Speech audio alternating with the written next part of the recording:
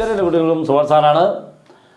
നമ്മുടെ +1 +2 മാത്തമാറ്റിക്സിൻ്റെ പ്രാക്ടിക്കൽ ഇപ്പോൾ കുറച്ച് വർഷങ്ങളായിട്ട് തുടങ്ങിയിട്ടേ ഉള്ളൂ.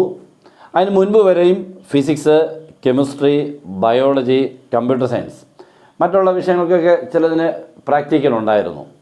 പക്ഷെ മാത്സ് അടുത്ത കാലത്താണ് വന്നു തുടങ്ങിയത്. അതിൻ്റെ സ്റ്റാർട്ടിങ് സമയം കൊറോണയൊക്കെ സമയത്തായതുകൊണ്ട് അന്നൊന്നും വലിയതായിട്ടൊന്നും കാര്യമായിട്ട് ഇതിനെ ആരുമേ ശ്രദ്ധിച്ചില്ല. കാരണം അന്ന് അത്രയ്ക്കൊന്നും ചെയ്യേണ്ട ആവശ്യമില്ലായിരുന്നു. ഇപ്പോൾ പോകെ ഇപ്പോൾ വന്നപ്പോൾ ഇപ്പോൾ അതിൻ്റെ കൂടുതൽ കുട്ടികളെ കൊണ്ട് ചെയ്യിപ്പിക്കുന്നുണ്ട്. ഇപ്പോൾ എനിക്ക് തോന്നുന്നു ഈ വർഷം തൊട്ടൊക്കെ ഇത്തിരിയുടെ കൂടുതൽ ചെയ്യിപ്പിക്കണം എന്നുള്ള നിർദ്ദേശവും വന്നിട്ടുണ്ട്. എല്ലാം നല്ലതാണ്. പ്രാക്ടിക്കലായിട്ട് ചിന്തിച്ചാൽ ഈ പ്രാക്ടിക്കൽസുകൾ ഇത്തിരി ബുദ്ധിമുട്ടി കുട്ടികൾക്ക് ഉണ്ടാക്കുന്നുണ്ടോ എന്നൊരു സംശയം. അതിൻ്റെ ഒരു ചെറിയ എനിക്ക് തോന്നിയ കാര്യങ്ങൾ നിങ്ങളോടൊന്ന് ഷെയർ ചെയ്യുകയാണ്. നമുക്ക് ഉദ്ദേശം ഇപ്പോൾ +2 കുട്ടികൾ ഇപ്പോൾ പഠിക്കുന്നു, +1 +2 ഒക്കെ പഠിച്ച് ഇങ്ങനെ കുട്ടികൾ ഇറങ്ങി അടുത്തതിന് പോവാണ്. ഈ അടുത്തതിന് പോവുക എന്ന് പറഞ്ഞാൽ എന്താണ് നമ്മൾ ഉദ്ദേശിക്കുന്നത്? അടുത്തൊരു കോഴ്സാണ്. എന്തായാലും ജോലിയൊന്നും ഉടനെ അങ്ങ് കിട്ടാൻ പോകുന്നില്ല. +2 അങ്ങോട്ട് കഴിഞ്ഞ് ജോലിയൊന്നും കിട്ടുന്നതല്ല. അടുത്തൊരു കോഴ്സിന് പോവുക. ഏത് കോഴ്സാണ് പോകുന്നത്? എല്ലാവരും ഒരേ കോഴ്സല്ലെന്ന് എല്ലാവർക്കും അറിയാം. ഒത്തിരി എല്ലാവർക്കും അറിയാം ഒരേ കോഴ്സല്ല എല്ലാവരും പഠിക്കാൻ പോകുന്നത്. പല പല കോഴ്സുകളാണ്. അതിനുള്ളിൽ ചിലർക്ക് മാത്സ് ഉണ്ടാവും, ചിലർക്ക് പക്ക മീൻസ് മാത്സ് നല്ലപോലെ പഠിക്കേണ്ട കോഴ്സുകളുണ്ട്, പകുതി അല്ലെങ്കിൽ കുറച്ചൊക്കെ പഠിക്കേണ്ടവരുണ്ട്, ചിലർക്ക് ഒട്ടുമേ പഠിക്കേണ്ടാത്ത കോഴ്സുകളാണ് നമ്മൾ സെലക്ട് ചെയ്യുന്നത്. പലർക്കും മാത്സ് ഒരു ഒട്ടുമിക്ക കുട്ടികൾക്ക് അത്ര ഇഷ്ടമൊന്നുമല്ല.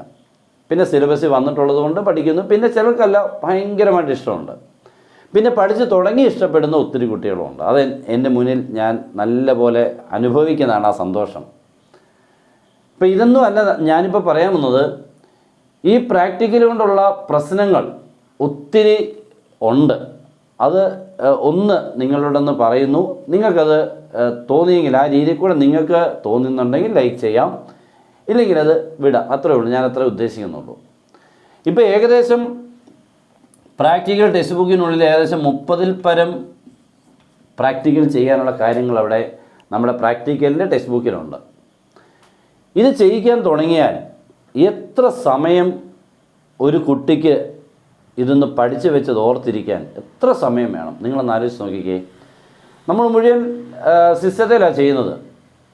ഈ സിസ്റ്റത്തിൽ ചെയ്യുന്ന കാര്യങ്ങൾ നല്ലപോലെ തിയറി പഠിച്ചെങ്കിൽ മാത്രമേ ഇവൻ സക്സസ് ആവത്തുള്ളൂ. അതാണ് ഒന്നാമത്തെ കാര്യം. പക്ഷേ നമുക്ക് ഇവിടുത്തെ കുട്ടികൾ എന്ന് പറഞ്ഞാൽ ഇത് അത്രയ്ക്ക് അങ്ങോട്ട് തിയറി എല്ലാവരെ കൊണ്ടും തിയറി നല്ലപോലെ ഒന്നാമതേ പഠിക്കുന്നില്ല.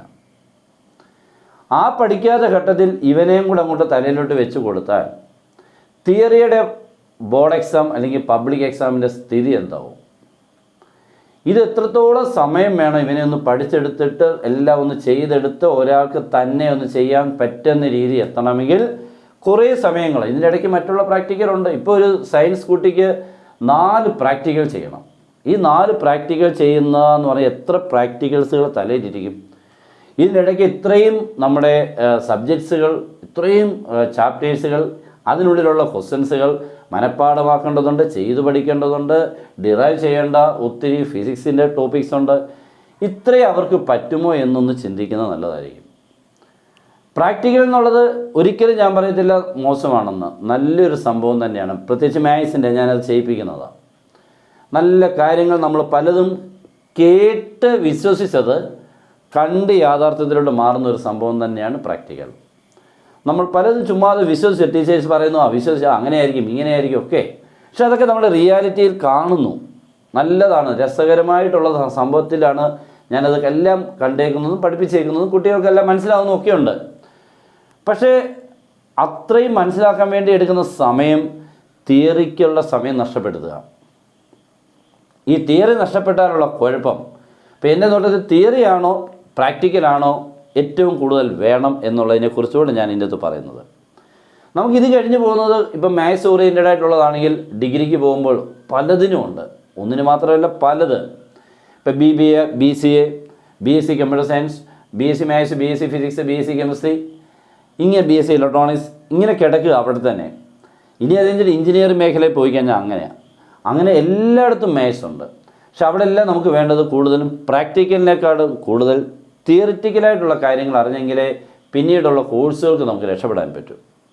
അപ്പോൾ അവിടെ നിങ്ങൾക്ക് ഏറ്റവും നല്ലപോലെ ചെയ്യാനുള്ളൊരു കഴിവുണ്ടെങ്കിൽ അവിടുന്ന് മുന്നോട്ട് അല്ല പ്രാക്ടിക്കൽസിന് ഒത്തിരി സമയം കളഞ്ഞാൽ ഞാൻ പറഞ്ഞത് കേട്ടോ, സമയം കളഞ്ഞാൽ നമ്മുടെ തീരെ നഷ്ടപ്പെടുമ്പോൾ നെക്സ്റ്റ് നമുക്കുള്ള കോഴ്സുകൾക്ക് ഭയങ്കരമായിട്ട് ബുദ്ധിമുട്ടും. അങ്ങനെ ബുദ്ധിമുട്ടുമ്പോൾ നമ്മുടെ റിസൾട്ട് മോശമാകാം. അപ്പോൾ അതുകൊണ്ട് പ്രാക്ടിക്കലിൻ്റെ എണ്ണം കുറയ്ക്കുന്നതാണ് എൻ്റെ നോട്ടത്തിൽ ഏറ്റവും ഇതിന് നല്ലത്. പ്രാക്ടിക്കലുണ്ട്, എല്ലാ പ്രാക്ടിക്കലൂടെ ചെയ്തു പോകാൻ ഇത്ര സമയം കൊണ്ട് ഇപ്പോൾ നമ്മൾ സ്റ്റാർട്ടിങ്ങിൽ ഒരു പ്രാക്ടിക്കൽ ചെയ്യിക്കാൻ വേണ്ടി, കാരണം ഇത്ര കുറേ പ്രാക്ടിക്കൽ ഉണ്ടെങ്കിൽ ഇപ്പോൾ നമുക്ക് പല സ്കൂളുകളിൽ എനിക്ക് തോന്നുന്നു പറഞ്ഞേക്കുന്നുണ്ട് 10-16 പ്രാക്ടിക്കൽ ഒരു കുട്ടിയെ കൊണ്ട് ചെയ്യിപ്പിക്കണമെന്ന്. 16 മാത്സിൻ്റെ പ്രാക്ടിക്കൽ, +1 ഇത്ര, +2 എനിക്ക് തോന്നുന്നു 6ഉം 10ഉമായിട്ടൊക്കെ അങ്ങനെയൊക്കെ ഉണ്ടെന്ന് തോന്നുന്നു. അപ്പോൾ 16 എണ്ണം, 6 എണ്ണം +1, 10 എണ്ണം +2. ഇത്രയും ചെയ്യിപ്പിച്ച് തീർക്കുന്നത് എന്തായാലും ഒരു ദിവസം കൊണ്ട് പറ്റത്തില്ല, കുറേ നാളുകൊണ്ട് വേണം. ഈ ആദ്യം പഠിപ്പിക്കുന്ന പ്രാക്ടിക്കൽ ഒന്നും പിന്നെ അവർ ഓർക്കത്തില്ല, കാരണം സിസ്റ്റത്തെ കണ്ടു അത് ഇത് എന്നൊക്കെ പറഞ്ഞുകൊണ്ട്. അപ്പോൾ തിയറി നല്ലപോലെ പഠിച്ചിട്ട് അതിൻ്റെ പ്രാക്ടിക്കൽ വശത്തിൽ കൂടി ചെയ്തെങ്കിൽ മാത്രമേ അതിൻ്റെ റിസൾട്ട് കിട്ടത്തുള്ളൂ. അപ്പോൾ അത്രയും സമയം ഒരു കുട്ടിക്ക് കളയുകയെന്ന് പറഞ്ഞു കഴിഞ്ഞാൽ അവരുടെ തിയറി പഠിക്കാനുള്ള സമയം, ഒന്നാമത് ഞാൻ എപ്പോഴും പറയാറുണ്ട്, ഒന്നാമത് പഠിക്കാനിരിക്കുക എന്ന് പറഞ്ഞാൽ ഇപ്പോഴത്തെ കുട്ടികൾക്ക് ഏറ്റവും ബുദ്ധിമുട്ടുള്ള സംഭവമാണ്, പഴയ പോലൊന്നും അല്ല. അപ്പോൾ ഇതിലൂടെ അതിൻ്റെ തലയിലൂടെ കയറ്റി വെക്കുമ്പോൾ ഇവർക്ക് അതിൻ്റെയും കൂടെ വർക്ക് കൂടുമ്പോൾ ഉറപ്പായിട്ടും തിയറിക്കുള്ള സമയം നഷ്ടപ്പെടുത്തി തിയറിയുടെ മാർക്ക് കുറയാൻ വളരെ സാധ്യതയാണ്. ഒരു 85%. ഒരു 15% കുട്ടികളൊക്കെ ഇതൊക്കെ അങ്ങ് മാനേജ് ചെയ്യും, പക്ഷേ മറ്റുള്ളവർക്കതൊന്നും താങ്ങാൻ പറ്റത്തില്ല. പക്ഷേ അവർക്കെല്ലാം ഇത് കഴിഞ്ഞിട്ട് പല കോഴ്സുകൾക്കും മാത്സ് ഓറിയൻറ്റഡായിട്ട് പോകേണ്ടതുമാണ്. അപ്പോൾ ഇത് കളയണമെന്നല്ല എൻ്റെ ഒരു അഭിപ്രായം, ഇതിൻ്റെ എണ്ണം കുറയ്ക്കുക എന്നുള്ളതാണ്. എണ്ണം കുറച്ച് പ്രാക്ടിക്കലിനെ കുറിച്ചുള്ളൊരു അവയർനെസ്സും പ്രാക്ടിക്കൽ കൂടെ എന്താണ് നമ്മൾ പഠിച്ച തിയറി ഉപയോഗിക്കുന്നതെന്നും അതിൻ്റെ മൂവ്മെൻറ്റ്സും ഒക്കെ ഉണ്ടല്ലോ. നമ്മൾ പല കാര്യം ഇപ്പോൾ ഇൻക്രീസിങ് ഡിക്രീസിങ്, മാക്സിമം മിനിമം ഒത്തിരി ഉണ്ട്. ട്രിഗണോമെട്രി ഫംഗ്ഷൻസിൽ എല്ലാം നമുക്ക് നല്ല രസകരമാണെന്ന് ഞാൻ പറയുന്നു, പക്ഷേ നമുക്ക് ടൈം കൂടെ വേണ്ടേ? ഇത്രയും സമയത്തിനുള്ളിൽ ഇവരെ ഇത്രയും പഠിപ്പിച്ച് ചെയ്യിപ്പിച്ച നമുക്ക്, അതുപോലെ ഫിസിക്സ് കെമിസ്ട്രി ഒന്നും നമുക്കത് ഒഴിവാക്കാൻ പറ്റാത്തതാണ് പ്രാക്ടിക്കൽ. മാത്സിന് പിന്നെ ഇത്രയും നാൾക്ക് ഇല്ലായിരുന്നു, ഇപ്പോഴാണ് കയറി വന്നത്. അപ്പോൾ എണ്ണം കുറയ്ക്കുക എന്നുള്ളതാണ് ഇതിനുള്ളിൽ നിന്നും എൻ്റെ നോട്ടത്തിൽ ഒരു സൊല്യൂഷൻ. കുട്ടികൾക്ക് കൂടുതൽ ബർഡൻ കൊടുക്കാതെ പ്രാക്ടിക്കൽ മാത്സിനുണ്ട്, ഇതൊക്കെയാണ് മാത്സിൻ്റെ പ്രാക്ടിക്കൽസുകൾ ഉദ്ദേശിക്കുന്നത്. അതിനൊരു 3-4-5 ഒരു എക്സ്പീരിയൻസിനെ കൊടുത്ത് അത്രയും അതിൻ്റെ ആവശ്യമേ നമുക്കൊരു ഹയർ സ്റ്റഡീസിന് പോകുന്നതുകൊണ്ട് ഇതുകൊണ്ട് പ്രയോജനം. അത് എല്ലാ കുട്ടികൾക്കും ഇത്രയും അങ്ങോട്ട് അടിച്ചേൽപ്പിക്കുക എന്ന് പറഞ്ഞാൽ അതൊരു എൻ്റെ നോട്ടത്തിൽ നല്ലതല്ല. കാരണം നമ്മളിപ്പം ഇത് കഴിഞ്ഞിട്ട് ഇപ്പം മാത്സിൻ്റെ അടുത്ത ഇപ്പം എഞ്ചിനീയറിങ്ങിന് പോകുന്നതിൻ്റെ റിസൾട്ടൊക്കെ നമ്മൾ മുന്നിൽ കാണുന്നതാണ്. 50-50 ജയിക്കുന്നത് 50%, തോക്കുന്നത് 50%, പകുതിക്ക് പകുതി തോക്കുന്നുണ്ട് ഏറ്റവും വലിയ നമ്മുടെ ടെക്നിക്കൽ കോഴ്സായ എഞ്ചിനീയറിങ്. അപ്പം അത് നമുക്ക് നല്ലൊരു റിസൾട്ടേ അല്ല. ഇത്രയും നമ്മൾ അറിയാതെ പോയതല്ലല്ലോ എൻട്രൻസിനും എഞ്ചിനീയറിങ്ങിനും പഠിക്കാൻ പോയത്. ഒരു കുട്ടി അറിയാതെ പോയി ജോയിൻ ചെയ്തതല്ല, അറിഞ്ഞുകൊണ്ട് ഞാൻ പഠിക്കാൻ പോയതാണ് എഞ്ചിനീയറിങ്. അതിൻ്റെ ബുദ്ധിമുട്ട് തിരിച്ചറിഞ്ഞ് തന്നെയാണ് പഠിക്കുന്നത്. എന്നിട്ടും നമുക്കത് കവർ ചെയ്യാൻ പറ്റുന്നില്ല എങ്കിൽ പലർക്കും മാത്സ് ഒത്തിരി സെമ്മിൽ പോകുന്നുണ്ട്. ഇതൊക്കെ തിരിച്ചെഴുതിയെടുക്കാൻ പലർക്കും പറ്റാതെ വരുന്നു, പിന്നെ പാസ് ഔട്ടായിട്ട് പോകുന്നു, പാസ്സാവാതെ പോകുന്നു, പല രീതിയിൽ കൂടെയൊക്കെ ഇങ്ങനെ ഇറങ്ങി പോരുക. പക്ഷെ അതിൻ്റെയൊക്കെ നമുക്ക് അവരുടെയൊക്കെ ഫ്യൂച്ചർ എന്ന് പറഞ്ഞാൽ പിന്നെ നമുക്ക് ബുദ്ധിമുട്ടാണ്. ഈ എൻജിനീയറിങ്ങിനൊക്കെ തോറ്റിറങ്ങി കഴിഞ്ഞാലുള്ള ബുദ്ധിമുട്ട് നമുക്ക് അനുഭവിക്കുന്നവർക്കേ അറിയത്തുള്ളൂ. പുറത്തു നിന്ന് കണ്ടാൽ നമുക്കൊന്നുമേ മനസ്സിലാവത്തില്ലെങ്കിലും അവരുടെ റിയാലിറ്റി നോക്കിയാൽ ബുദ്ധിമുട്ടാണ്. അപ്പോൾ ഇതിനൊക്കെ നമുക്ക് വേണ്ടത് സമയമാണ്. ഒന്നാ തിയറി പഠിക്കാൻ വേണ്ട, തിയറി പഠിച്ചെങ്കിൽ മറ്റുള്ളതിന് പറ്റും. പ്രാക്ടിക്കൽ മോശമായിരുന്നു ഞാൻ ഒന്നുകൂടി ഇതിൻ്റെ ഇടയ്ക്ക് പറയുക. പക്ഷേ സമയത്തിൻ്റെ പ്രശ്നവും ഇത്രയും പ്രാക്ടിക്കൽസുകളുടെ റെക്കോർഡ് ബുക്കും എല്ലാം എഴുതി വരുമ്പോഴത്തേക്ക് അവർക്ക് ഫുൾ ടൈം പ്രാക്ടിക്കൽ എന്നുള്ള രീതിയിൽ കൂടെ അങ്ങ് കോൺസെൻട്രേറ്റ് ചെയ്യുക. ഒന്നിനും എക്സാം കഴിഞ്ഞിട്ട് നമ്മുടെ തിയറി എക്സാം എല്ലാം കഴിഞ്ഞിട്ട് പ്രാക്ടിക്കൽ നടത്തിയാൽ അവർക്ക് വേണമെങ്കിൽ ഒരു മാസം എടുത്തോ, അപ്പോഴത്തേക്ക് മറ്റേ റിസൾട്ടൊക്കെ വരത്തുള്ളല്ലോ. പക്ഷേ അപ്പം എനിക്ക് തോന്നുന്നു സമയം, എന്നാലും അങ്ങനൊരു സൊല്യൂഷൻ കണ്ടെത്തിയാൽ എനിക്ക് തോന്നുന്നു ഇച്ചിരി നല്ലതായിരിക്കും.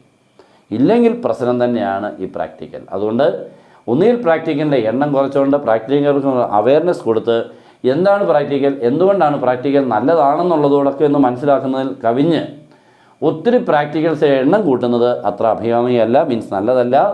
എന്തായാലും അതിനെക്കുറിച്ചൊന്ന് ആലോചിക്കുന്നത് നല്ലതായിരിക്കും. ഇതിനെക്കുറിച്ചൊക്കെ ആലോചിക്കുക എന്ന് പറഞ്ഞാൽ ആരാണെന്നുള്ളത് നമുക്ക് എല്ലാവർക്കും അറിയാം. ഇതിൻ്റെ ടോപ്പിലിരിക്കുന്ന എഡ്യൂക്കേഷൻ്റെ കാര്യങ്ങളൊക്കെ നോക്കുന്നവരാണ്. അപ്പോൾ എന്തായാലും ഇതിന് ഒന്ന് നിങ്ങൾക്ക് എൻ്റെ അഭിപ്രായം ഇത്രയേ ഉള്ളായിരുന്നു പറയാനത്. മീൻസ് ഹയർ എഡ്യൂക്കേഷന് ഇതിൻ്റെ ഒരു പ്രയോജനം അത്രയ്ക്കില്ല. പക്ഷേ തിയറി നല്ലപോലെ പഠിച്ചാൽ അത് നമുക്ക് ഹയർ എഡ്യൂക്കേഷന് പ്രയോജനം ചെയ്യും. അതുകൊണ്ട് ഇതിൻ്റെ എണ്ണം കുറയ്ക്കുക എന്നുള്ളത് മാത്രമേ എനിക്കിപ്പോൾ സജസ്റ്റ് ചെയ്യാനുള്ളൂ. ഇല്ലാതാക്കിയെങ്കിൽ നല്ലതെന്ന് ഞാൻ പറയുന്നൊന്നുമില്ല, അതും ഒക്കെ നിങ്ങൾക്ക് തീരുമാനിക്കാം. ഓക്കെ, അപ്പോൾ ഇത് ഇഷ്ടപ്പെട്ടാൽ മാക്സിമം പ്രയോജനപ്പെടുന്നതാണെങ്കിൽ നിങ്ങൾക്ക് എന്തെങ്കിലും രീതിയിൽ കൂടെ ഇത് മറ്റുള്ളവരുടെ എത്തണമെന്ന് ആഗ്രഹമുണ്ടെങ്കിൽ ഒന്ന് ഷെയർ ചെയ്യുക. ഓക്കെ, മറ്റുള്ള കാര്യങ്ങളും ക്ലാസ്സുകളും കാര്യങ്ങളും എല്ലാം നമുക്ക് അറിയാവുന്ന വേണ്ടവരിലോട്ട് എത്തിക്കുക എന്നുള്ളത് നമ്മളുടെ ഒരു ആഗ്രഹമാണ്, ഇഷ്ടമാണ്. അത് നമ്മൾ മാക്സിമം നിങ്ങളോട്ട് എത്തിക്കും. ഓക്കെ, അപ്പോൾ എല്ലാവർക്കും best wishes and good bye.